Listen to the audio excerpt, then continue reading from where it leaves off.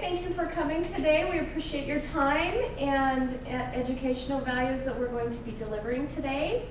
Our presentation is on high blood pressure, which is otherwise known as the silent killer, hence the Grim Reaper. So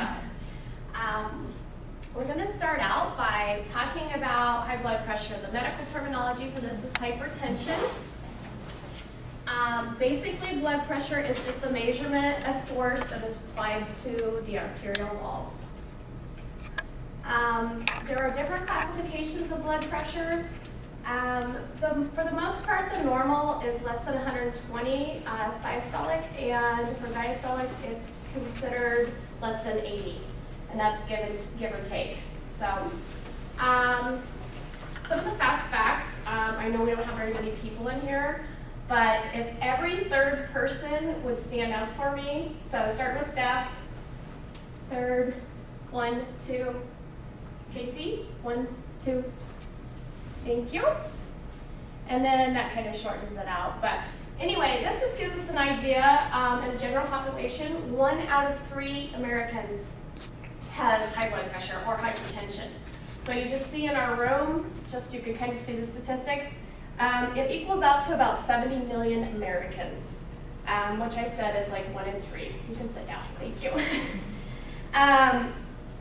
Only 52% of you that stood up actually have it under control. So if you were the statistics, and there's 1 in 3, only 52% of you actually have it under control or are managing it at this time. High blood pressure is the primary, or at least the major contributing factor that's a cause of death in more than 360,000 Americans in 2013. That's equal to 1,000 people in America every day that are dying from this disease.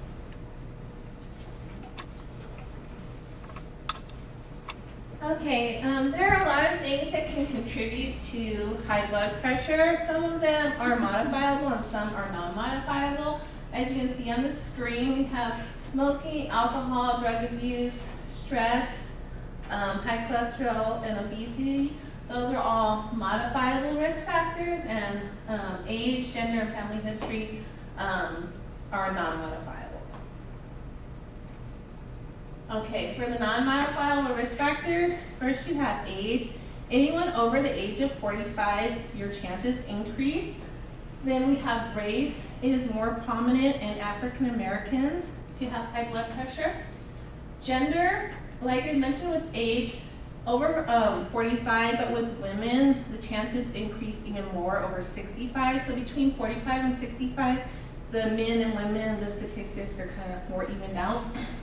Then we have chronic conditions such as kidney disease, sleep apnea, and diabetes. For kidney disease, your kidneys are retaining water, so your heart has to work harder to pump blood throughout the body.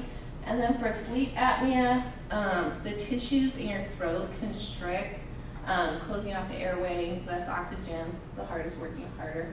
And then for diabetes, you have a buildup of plaque in your arteries, and so once again, it's narrowing the arteries, making the heart work harder. And also, for pregnancy, some women also develop high blood pressure, but usually it goes way after they're done being pregnant. Okay, then we have the modifiable risk factors, inactivity. As you know, the heart is also a muscle, and just like any other muscle, if you're not working it, it's not going to be strong enough to do its job. So being active helps with that. Then you have stress, and as you can see, we have 2 nurses over here, and that can be modifiable. Obviously, you can quit, but all of us know that being in the nursing program is kind of stressful. And so with stress, what happens is that your body sends out hormones stimulating the fight or flight response, and then you have the narrowing of the arteries. Once again, your heart's working harder. Tobacco use, smoking, there's nicotine in smoking, and same thing that sends out signals into your body, narrowing the blood vessels, causing your heart to work harder to pump blood through the body. Also, alcohol intake. Same thing, they're not exactly sure, but they think the chemicals within the alcohol, same thing, causes the narrowing. Limited alcohol for men, 2 glasses per day, and for women, 1 glass per day, can actually lower your blood pressure. Then we have high sodium diet.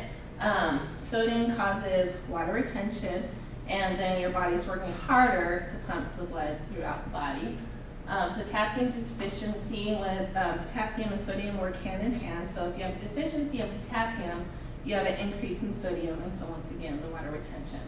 And then obesity and overweight, when you gain weight, you have more blood that needs to be pumped throughout the body, so your heart is working harder. And also obesity can contribute to the plaque buildup, once again, narrowing the arteries. And back to stress. Stress can be a contributing factor that may lead people to increase their alcohol, smoke, or eat, gaining or resolving overweight and obesity can all contribute to the high blood pressure. Okay.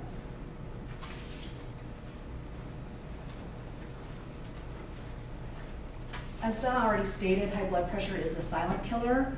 The reason for that is that most people with high blood pressure don't realize they have it because there are no signs and symptoms. You go about your daily life thinking everything is fine when in fact inside you could be causing significant damage to yourself. If you do have signs and symptoms in the later stages, it could include a dull headache, lightheadedness, or excessive nosebleeds.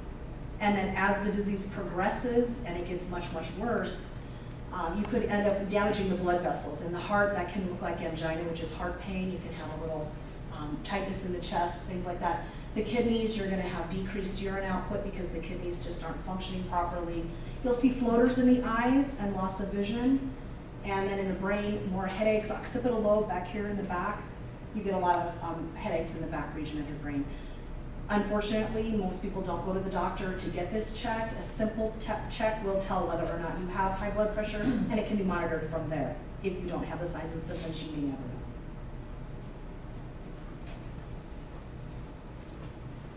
know. Okay, so there are many ways that can be non-pharmacological methods that can be used to prevent hypertension or pre-hypertension, and one of them is diet.